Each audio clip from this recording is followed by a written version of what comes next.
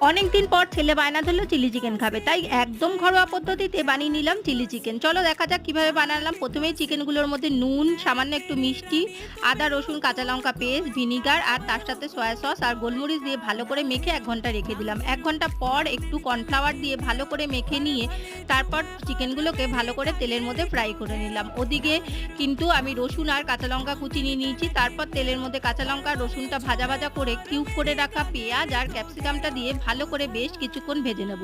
পেঁয়াজ আর ক্যাপসিকামটার সাথে সাথে তোমরা কিন্তু চাইলে টমেটোটাও দিতে পারো।